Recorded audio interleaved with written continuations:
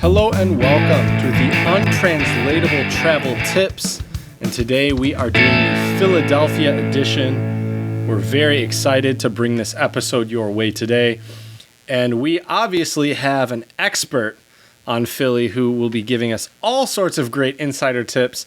So we're really looking forward to it. And I'm curious to hear what Jared has to say about Philly as well. So without further ado, my great buddy Jared and my former Philadelphian, Jared. What's going on, Jared? Hello. Oh my gosh, everything is so different. Chad, where are you? Jared, where are you? Well, if you listen to the Untranslatable podcast, it all makes sense.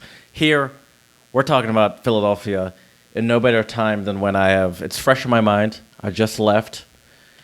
There might be some echo in this room because there's nothing in this room. Not yet. But we'll get to that later. But for now, spread a little love. Follow us on Instagram, Untranslatable Podcast. There will definitely be pictures of Philadelphia that you're seeing, I assume. They're lovely, aren't they? And yes, they Twitter, are. Untranslatable1, the number 1. Email us, untranslatablepodcast@gmail.com. Hey, email us or slide into those DMs. Tell us where you would like us to go next on our Untranslatable Travel Tips. We like to serve the people. We're for the people, about the people. Tell us where you want us to go. Or, obviously, spread a little love. And Пожалуйста. give us those 5-star reviews. Listen, everyone. I see the stats. You can't hide from me. I know that not only do you listen to the Untranslatable podcast, but especially you guys love the Untranslatable Travel Tips. Tell us how much you love us. Spread a little love with those 5-star reviews, please. That's right. Today, spread all that love. Spread a little love. Today we're talking about Philadelphia, my ex-hometown as of yesterday.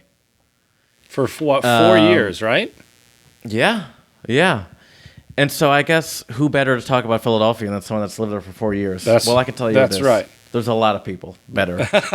You're a great place to start, though, Jared. That's for sure. You don't give yourself enough credit. And I will say, And to be fair, I will say with our travel tips episode, sorry, I forgot to mention this in the intro, we will be discussing must-see attractions for Philly, some budget travel tips, what to watch out for, where to stay, and also how long to stay. So any of you trying to plan your trips to Philly, this is the place to find out what to do, where to go, and what to avoid. So we're looking forward to bringing this to you.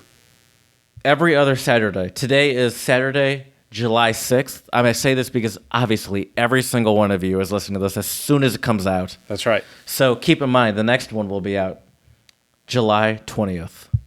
There we go. So, Jared, you were in Philly for 4 years. Yeah. And I'm just curious, you played tour guide a couple of times, if I remember correctly. A couple times, yeah. What were some of the must-see attractions that you took people to when you were the tour guide? Let me first start by saying, if you're not lucky enough to have me guide you around Philadelphia, there are 2 resources that I think are indispensable. One is Visit Philly, and that tells you all the sort of cool places to hit. Another one is called You Wish You Knew, and those U's are the letter U, not spelled out U. So you, the letter U, wish, W-I-S-H, you, the letter U, knew, and you, actually. So you, W-I-S-H, you, and you. That is indispensable if you're going to be in Philly, because not only does that tell you just like the general hotspots, but that also tells you what's going on for the week. So it gives you like a week rundown of every sort of live performance. Oh, that's fantastic. Every sort of like deal happening as far as museums and stuff like that. So if you're new there, even if you're not new and you live in Philadelphia, still use that if you've never used it, because it's a great resource for not only the new people, but for people that live there and that just don't know about things that go on. It's a great resource for everybody, it seems like. For sure. I use it all the time. And so as far as must-see goes, I guess we'll start out with the obvious. Now, anyone that's ever watched a movie has heard of Rocky. Yep. And what he does when he's working out is he runs up the quote-unquote Rocky steps. And crazy enough, those steps actually lead to something. And they lead to one of the greatest art museums, I'd say, in the U.S. So, Philadelphia Institute of Art? Philadelphia Museum of Art, Museum I think is what of it's Art. called. There we go. Okay. And it is one of the, I'd say, top art museums in the U.S. And I mean, you're starting to get into it. I mean, there are multiple entrances, but the popular entrance is the Rocky Steps, and it's a huge staircase up to the front. And so anyone that likes movies or Rocky Steps will enjoy it. Hey, live a little. Many fregista. When you get to the top, do the jump, spin around, wave your fist in the air. But after you're done with that, actually go into the museum. I've been there, I'd say 2 or 3 times, and I've gotten nowhere close to seeing all of the art in that place. Oh, I believe it. It looks giant from what I've seen. I don't remember exactly because I'm in a new place. I'm trying to meet my neighbors. Once again, listen to the Untranslatable podcast, not the travel tips. We'll talk about this. But on specific days, I know it's a Wednesday, but I think it's maybe like the first Wednesday of the month. I don't know exactly. It's free. So if you go on the right day, you don't have to pay anything. But if you still go on the wrong day, quote unquote, you have to pay, but it's nothing extravagant. The good thing about Philadelphia is there's a lot of museums. So I talked about the Philadelphia Museum of Art because it's the most famous. Rocky Steps museum inside of there. It's the most famous. And there's also a statue of Rocky as well, right? There is, right next to it. And I always, as the traveler, not the tourist, I always laugh at the people that I see like taking selfies in front of it. A long line to get pictures in front of that. Oh, I believe it. And so if you feel like it's worth it, take a picture in front of a metal Rocky. If not, just walk into the museum and see amazing art.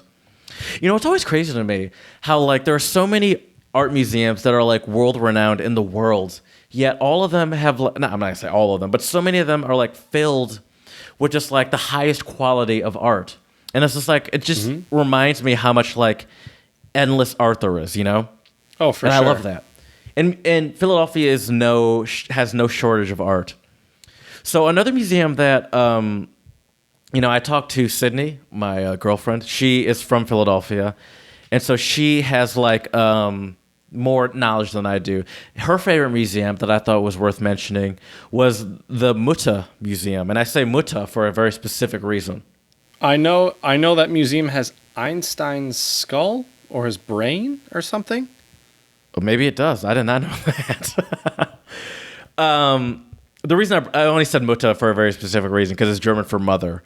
But it's a physics museum. And so the thing about it's a physics/medical museum. So there's a lot of weird stuff in there.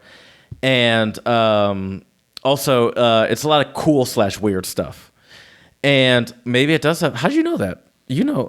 I did a little Googling. I didn't want to come completely unprepared. All right. I have some places I want to ask you about as well. Okay. So yeah. But that was one where I looked up places off the beaten path. And the Mutta Museum is definitely one of them. And a quick little blurb warning, this museum is not for the faint of heart. You will see exhumed bodies, right here, pieces of Albert Einstein's brain and a full collection of skulls. And this is just in their permanent exhibits. Human remains and old-fashioned medical instruments also fill the grounds. So, yeah, so this is not for the squeamish and the faint of heart, that's for sure. But I'll say this. Philly has more than just museums. One thing I like about Philly that is, I'd say, unique to a lot of American cities specifically is Philadelphia, Philly as they call it for short, is one of the few cities that I think tries hard to preserve its history. And, you know, for those of you that don't know, Philadelphia is one of the original American cities. When America was established in 1776, Philadelphia was one of those cities that was, you know, one of the original cities of America. So it's been around before 1776.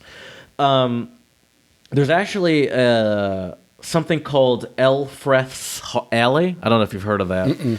But Elfreth's Alley is the nation's oldest continuously inhabited street. And so if you're trying to look for some history in one of the few cities in America that actually cares about preserving it, check it out. It's a really cool street. I've been there. You know, it's funny because I've been there, and I didn't realize until I looked it up, and I was like, oh, yeah, I know that street. I've walked down there a bunch of times. So what happens when you become a local? It's just a weird sort of, like, rarity in the United States of actual history, because it's been around before the United States was even a thing. So, it's funny, too, because we talk about history when we talk about, say, cities like Austria or Prague, and there's history that goes back to the 1100s. Mm-hmm. history in America, like legit history in America, is the 1700s. So the U.S. was established in 1776 officially, but Elfreth Alley was a thing since about the early 1700s, the 1700s in single digits, somewhere in there. And it's just a cool thing to see. And it's also in an area called Old City. Old City is a section of Philadelphia close to Center City, which is like the downtown section. And Old City is very cool for bars and restaurants. It's just got a very cool vibe. I'm not going to give you any specific recommendations because it depends on what you're interested in. You'll find something, I'm sure, yeah? Exactly. One other historical thing I think is a cool thing, Christ Church. It's a church, which is a very kind of rare historical thing in the U.S. specifically. But this is the church that George Washington visited. And you can actually sit in the pew that George Washington sat in. I think that's the exact same pew. John Adams, Betsy Ross, so people from various levels of history. Where I lived, I used to live in an area called Northern Liberties. And the thing about Northern Liberties that I realized late into my time there was that two birds converge. What's that poem? Two birds. I have no idea. Jesus Christ. Frost? Robert Frost. No. Jesus Christ. This is making me so mad now. I got to go to our Instagram. I have no idea. Edgar Allan Poe.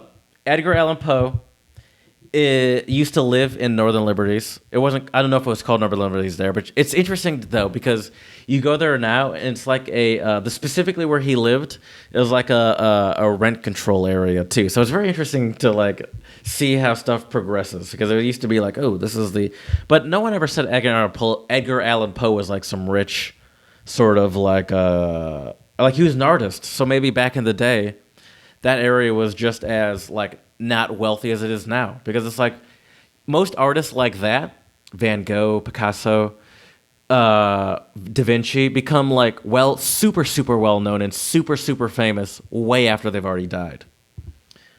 So there's plenty of museums. Google Philadelphia museums, and figure out what you're interested in. You know, I could name you a couple, but I don't even think it's really worth it. Because I think it's more worth it to figure out what you're interested in. That's fair. You know, I could tell you, there's the Museum of American Revolution. There's the Constitution Center. There's the, those are a couple of museums. But I'm not going to go through it. The Mutter, as I mentioned. But another thing, here's the thing. As we're talking about attractions, forget the Liberty Bell. Forget it. First of all, that's skin. I was going to ask you hot takes. What your thoughts are on the Liberty Bell Center. I've taken one person, the originator of the bass line of our theme song, Chris, to the Liberty Bell. We stood in line for, I'd say, a total of 30 seconds, and I was like, it's a bell. Do we need to see this? Okay. And it turns out, actually, if you walk behind it, you could see it through the glass, but it's literally a bell. Right. Don't look at it. Okay. Don't waste your time if the line is any longer than 2 minutes. I'm not even kidding. Okay. This sounds like a joke because it's hilarious how stupid this bell is. It's a giant bell with a crack in it. Relax. So what about Independence Hall? Independence Hall is cool. The thing about Independence Hall is depending on the time, there's stuff happening in the middle of it. Okay. And so, like, actually seeing it, I'd say, like, I mean, it's cool to look at, but you're not really, like, I don't know, like, you could walk through it. That's the thing about Philadelphia, though. Or, I mean, that's the thing about history in America in general, is, like, it's not preserved the same way. So, like, that's a very easy thing to walk through as you're walking through Philadelphia. So right next to Independence Hall is Washington Square Park, which is a very famous park, and it's a very cool park. But Independence Hall, I wouldn't say it's worth going to any of these things. Okay. So they're just overhyped tourist attractions. At least to me. Okay. I would say so. So then let me also... If you care about American history, maybe it's cool, but, like... Let me say this. As far as cool attractions, I gave you some museums. Mm-hmm. I'd say the Museum of Art is legitimately worth it because it's gigantic and it's filled with cool art. Any sort of big city art museum, I think, I'm not going to say any, but a lot of them are worth it. The DIA, Detroit Institute of Art in Michigan, for sure. Philadelphia, both, there's the Met in New York. I say all of those are sort of worth it because like art is art and any sort of big museum can get good art. But there are other things that I think are more important to see than that. Speaking of art, There's the Cherry Street Pier. If anyone, now I mean anyone, pays attention to our Instagram, you would have noticed that many weeks ago, in our story, there was a picture of that art piece that says something. I don't remember exactly what it said, but there was a bird, and it said something about love or freedom, something about one of those two. I don't remember because it was a while ago. But that was at the Cherry Street Pier. And the cool thing about the Cherry Street Pier is it's a cool place to hang out.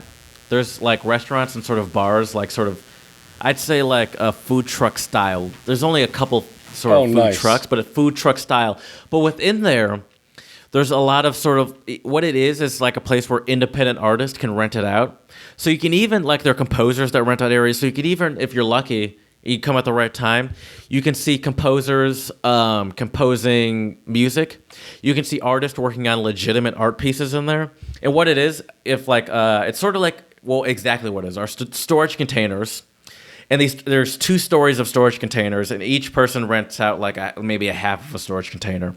And so you just walk around it, and you can see different people doing different styles of art in there. And also, it's very Untranslatable podcast relatable, because there are different sort of like posters hanging from the ceiling that'll take a letter of the alphabet and use a different language and sort of translate, like use a word from a different language to like explain something about like there's like L might say it would be libertad, for example. This is cool. an example. I don't know exactly. That's awesome. Well, like I might be immigration in Spanish, however you say that. Listen, I'm still learning.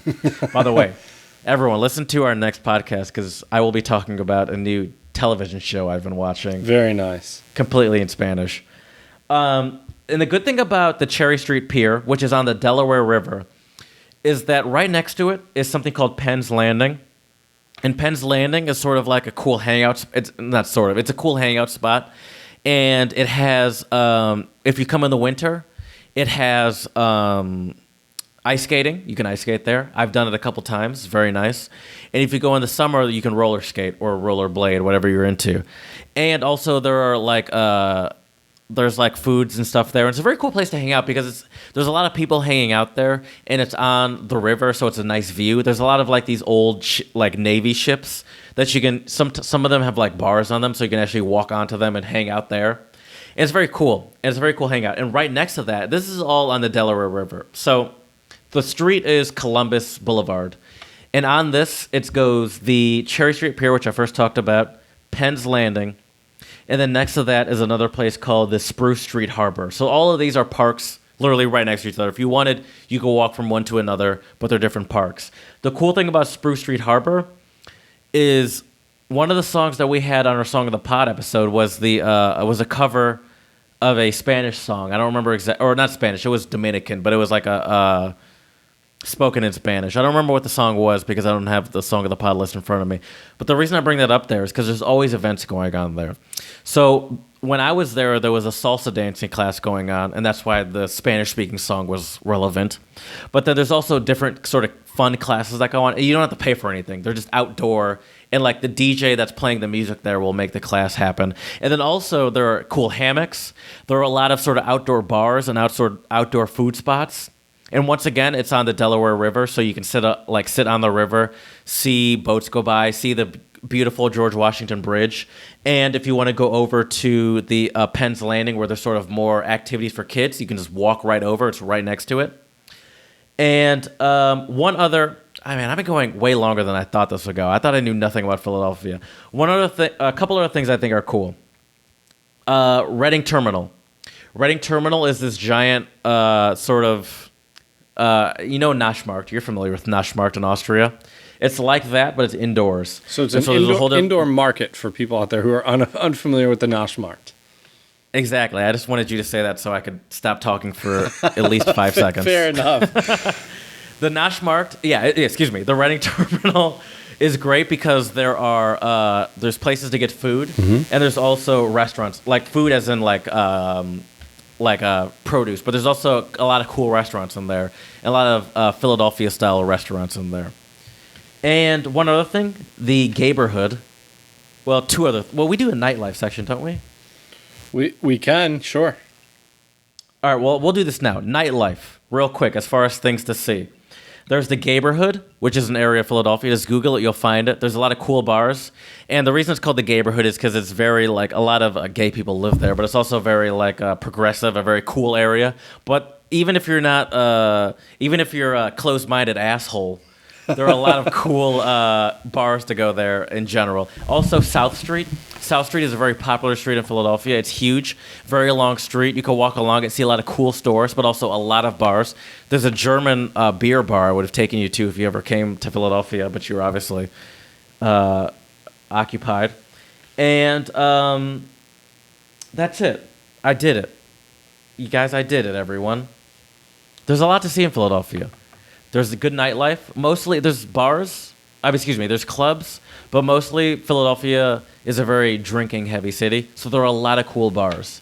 So I'd say... Also a jazz bar? Or probably a few different jazz bars, I would imagine. Let's get to that when we go to the where to stay section. Okay. So then next up, Jared, let's talk about some budget tips. You know, some of our listeners out there may not have fat pockets... and our students. So what are some budget tips? I mean, obviously many of the things you mentioned could be free, like checking out the parks. Also the what was it called again? The Reading Terminal. You know, I'm sure there you can probably get museums food at a depending on the price. day or exactly. the museum. Good. Any other budget tips you have for Philly? I'd say don't do hotels. Okay. Philly is a big city, and so hotels are most likely going to be overpriced because even if you're sort of outside of the city, you're still going to be in the city. I'll explain that later. But I'd say go Airbnbs, go couch surfing, as we talked about plenty on this podcast. Sure. But I'd say Airbnb. I've also heard there are 2 hostels that are pretty good in Philly. One is called the Apple Hostel. And I don't remember the name of the other one. They said the Apple Hostel was great, and I can't find the other one right now. But I'm sure... Just look it up, everyone. You know how to use Google. Exactly. Another thing is that the Philadelphia subway system is good, especially if you're only staying in, like, the popular areas. And I'll talk about the popular areas in a bit when we get to... I guess we're talking about where to stay. The popular areas, I used to live in one of them. And so there's Center City, and that's like the quote-unquote downtown. Now, if you're looking for the budget tips, I would not recommend the downtown area, just because obviously it's going to be more expensive. I used to live in an area called Northern Liberties / Fishtown. So they're right next to each other. You can walk from one to another. The good thing about that area is that if you're looking for bars and restaurants, Northern Liberties / Fishtown is filled with them. But also, the Girard Street line, the Girard Street line is a major stop on the subway, and it's right in between Northern Liberties and Fishtown. Very easy to walk to. I lived probably on the farthest outskirt of Northern Liberties, and it was a 10-minute walk. So depending on where your Airbnb is, it's going to be no longer than 10 to 11 minutes. Another good area that I never visited a lot, but I wish I visited more, was West Philadelphia. Now, the thing about West Philadelphia is that it's a little bit further away from Center City. And when I mean a little bit, I mean a little bit. But it is a little further away from Center City. But it's very Kreuzberg-esque, if you listen to our last travel tips about Berlin. Very sort of hipstery. Northern Liberties and Fishtown is hipstery too. But I'd say that West Philadelphia is more old school hipstery. Old Town is good too. Old City, is good too. It's going to be a little bit more expensive. But it's very right next to Center City. And it's a very cool area to stay in. And Center City, if you can afford it, obviously it's going to be the most expensive because it's right in the center, is great to stay in. There's a lot of places, and it'll be very close to the Gayborhood, for example, Old City. And even if you wanted to visit places like Northern Liberties or Fishtown, it'll be at most a 20-minute subway ride. Now, what to watch out for? Philadelphia, if anyone's never Googled it, could be a dangerous city. Could be. Now, that's if it's most big cities, if you're in the dangerous area, whether you understand the city or not, you'll recognize that you're in a dangerous area. So I'll tell you what the dangerous areas are, but you'll notice pretty quickly. Northern Philadelphia. Now, this might be offensive to some of our Northern Philadelphia visitors, but if you're a tourist, just don't. West Philadelphia is a very cool area. But if you go to the outskirts of it, it'll start to get a little dangerous. I remembered one thing I wanted to talk about. South Philadelphia. Now, there is a large argument between Pat's or Geno's. Don't go to either of those. Pat's or Geno's. Is this a pizza place? I need to actually... No, the Philly cheesesteak. Okay, of course. Philly cheesesteak. Okay. So, but the thing about Pat's and Geno's is I would say if you're actually looking for a legit cheesesteak, don't go there because those are like sort of like that's the go-to places. But Pat's and Geno's are on 9th Street, and the cool thing about 9th Street is that it has the Italian market, and so it's very cool to walk down. And it's pretty like that section where the Italian market is pretty cool to walk down, and it's in South Philadelphia. And South Philadelphia in general is not dangerous. It's just if you start going to the outskirts. But the thing about the outskirts and the thing about Philadelphia is there's really no reason for you to go there because once you start getting to the dangerous areas, you're getting more to the like the residential areas. You know what I mean? And so like any tourist, there's really no reason to go there. But I would recommend Jim's Steaks, which is on Columbus Boulevard. If you're trying to get legit, takes a little bit longer to wait in line, but it's so funny too because when you're waiting in line, they'll like apologize for the wait, but they'll be like, the reason the wait's so long is we make this fresh. We're not like Pat's and Geno's. We don't just mass produce this garbage. They're garbage, the shade. like garbage. I love it. Literally, they'll throw shade at Pat's and Geno's while you're waiting. And Pat's and Geno's, the reason I bring those up because they're literally like on 9th Street on the Italian area, in the Italian area, like right across the street from each other. Have you ever been to Philadelphia? Nope. Okay. This episode, though, makes me really want to go. I love Philadelphia. I think it's great. And I think it's one of the few, like, especially for us that likes to talk about like a lot of European cities, it's one of the few American cities that can actually provide some history to it. So that's what I like about it a lot. All right. So let's talk about what to watch out for. As I mentioned, there are definitely dangerous areas. I'm not even going to sugarcoat it. But the good thing about Philadelphia is if you're a tourist, there's really no reason to go there because you're going to be in a pretty residential area. And even if you don't know Philadelphia, it'll be pretty clear quickly. That's like, I don't think the bar we're going to is in this area. Now, I don't think that like pickpocketing is a thing in the U.S. like it is in Europe. I don't even think you have to concern yourself with that. So I'd say dangerous neighborhoods. I would say Pat's and Geno's. So if you're looking for a legit cheesesteak, which is a very common Philadelphia thing, I'd say watch out for Pat's and Geno's. It's cool to see because there's always a lot going around in that area. But literally, Jim's Steaks is like a 5-minute Uber down the road from Pat's and Geno's. So just take the Uber or Lyft, because I use Lyft, because I'm woke, and go to Jim's. I'm not even kidding. Your taste buds will thank you. Yes. You betcha. So there's really not much to look out for, except for it can be dangerous if you go to the wrong areas. That's really it. And another thing is it's very walkable, but it's walkable based on neighborhood. So West Philadelphia is very walkable. Center City is very walkable. Northern Liberty / Fishtown, they're right next to each other. Both very walkable as one thing. You can walk from one to the other easily. Old City, very walkable. But it's hard to get from one to the other by walking. I'd say public transportation is good. And it's gotten a lot better. You used to have to use tokens, like legitimate tokens, but they finally switched to cards, or like you can buy passes. And so like I have like this pass where you could like swipe it on the little thing and it'll have like a turn. So like now the public transportation is much better. So definitely keep that in mind. But also the good thing about Philadelphia is it's big, but the area where good stuff is happening is no further than I'd say 20 minutes away from anything. Maybe if you go to West Philly, the farthest would be 30 minutes.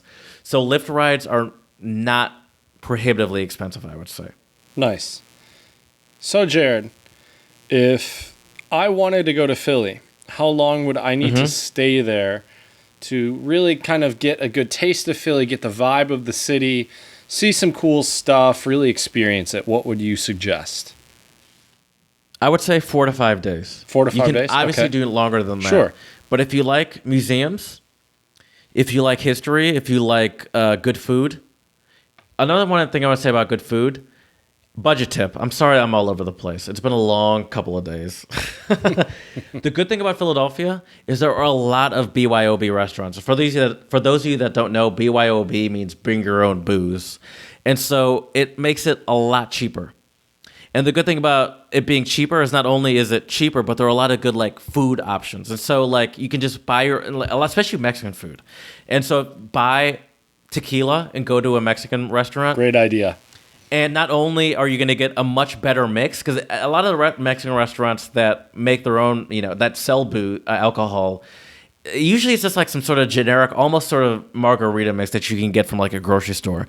But the good thing about a BYOB place is that they put more effort into the margarita mix, and you can bring your own tequila and make it as strong as you want. So it's a win-win. So I'd say take advantage of BYOB.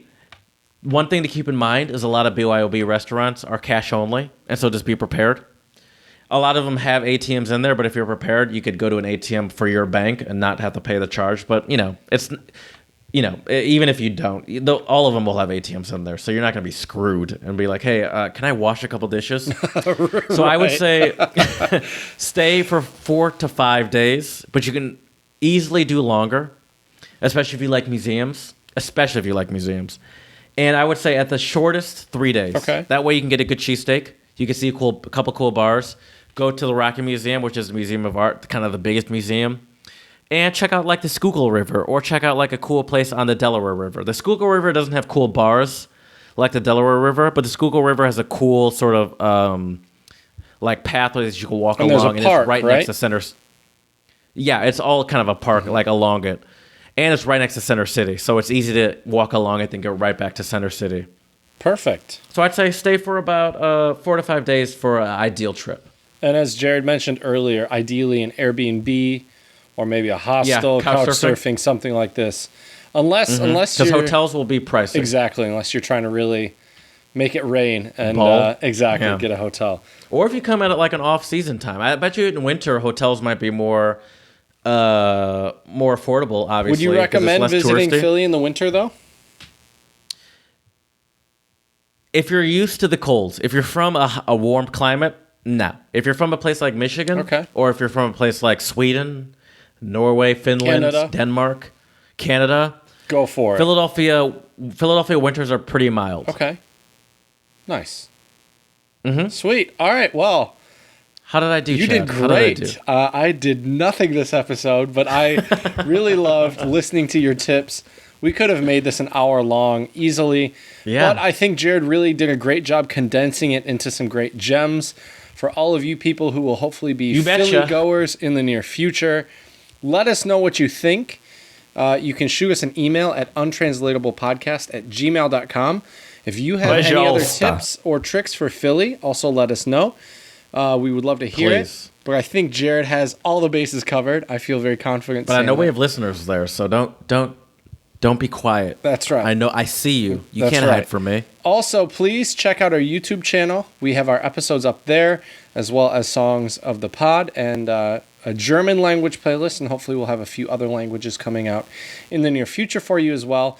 And please, please, please, everybody, 5-star reviews on iTunes and Stitcher. Let us know what we can do better. What other travel tips you would like us to give you as well. Because we are here for you, and we hope you enjoy. Yes, Jared? Once again, I just want to make this clear. Everyone, pay attention to these backgrounds. Keep those in mind. I would highly recommend you listen to our next episode because Chad and I have a lot to talk about. Yes, we do. That is for sure. That is for sure. Well, we hope you enjoyed this episode. We really appreciate it. And as we say here at the Untranslatable Travel Tips, bon voyage, děkujeme, a muchas gracias.